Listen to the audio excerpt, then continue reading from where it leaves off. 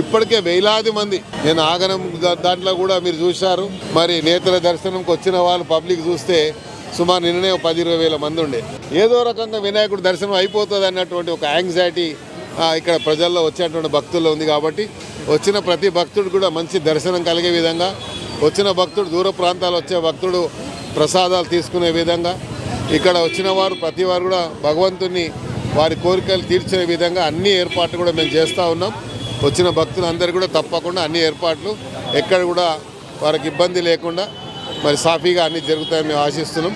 మీ media సోదరులకు కూడా మేము ధన్యవాదాలు తెలియజేస్తున్నాం. అంటే బార్గేట్లు అవన్నీ పెట్టారు, పోలీసులకు ఎలాంటి ఆదేశాలు ఇచ్చారు? ఇక్కడ ఉన్న పోలీసుకు ప్రభుత్వ పరంగా పోలీసుకు కానీ ఇతర సిబ్బందికి కానీ జిహెచ్ఎంసీకి కానీ అందరికి కూడా వాళ్ళకి ఇన్స్ట్రక్షన్ చెల్లిపోయాయి. ఆ ఇన్స్ట్రక్షన్ ప్రకారంగా వాళ్ళు ఏర్పాటు చేసుకుంటున్నారు.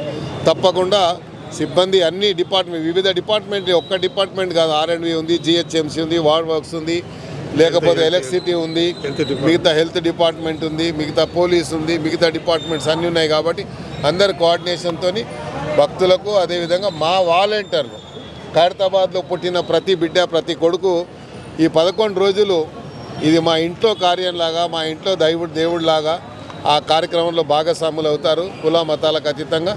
కాబట్టి వచ్చిన భక్తులందరికీ కూడా తప్పకుండా ఆ దేవుడి యొక్క అనుగ్రహము, ఆ దేవుడి యొక్క ఆశీస్సులు తీసుకునే విధంగా ఏర్పాటు చేయడం జరిగింది. రానున్న 3 రోజులు కూడా భారీ నుంచి అతి భారీ వర్షాలు కూడా ఉన్నాయని చెప్తున్నారు. వినాయకుడు ఇప్పుడే స్టార్ట్ అయింది, దానికి ఎట్లా ఉండబోతుంది జాగ్రత్త? వినాయకుడికి దర్శనాలు వస్తాయన్న విషయాన్ని, మన వర్షాలు వస్తాయనేది ఇప్పుడే ఫోర్కాస్ట్ చెప్పిన వాతావరణ సూచన ప్రకారంగా 3 రోజులు ఉందని చెప్పారు. కానీ వచ్చే భక్తులకు ఆ వినాయకుడే కాపాడుకుంటాడు, వాళ్ళకి మంచి దర్శనం ఇస్తాడు. మరి అదే విధంగా మనకు వర్షాలు కూడా అవసరమే. కాబట్టి ఈరోజు మన రైతులు పుష్కలంగా ఉండాలి, మన రాష్ట్రం అన్నపూర్ణగా ఉండాలి అంటే వర్షాలు కూడా అవసరమే. కాబట్టి వచ్చే వర్షాలు ఇక్కడ భక్తులకు ఎలాంటి ఆకంఠం కలగదని, ఎలాంటి ఇబ్బంది కలగదని మేము ఆశిస్తాం. మీకు ప్రసాదాలు వాళ్ళతో పాటు మీకు డైలీ బ్రేక్ఫాస్ట్, లంచ్, డిన్నరు, మీ ప్రసాదాలు కూడా మీరు డైలీ తీసుకుపోయే విధంగా ఏర్పాటు చేయడం.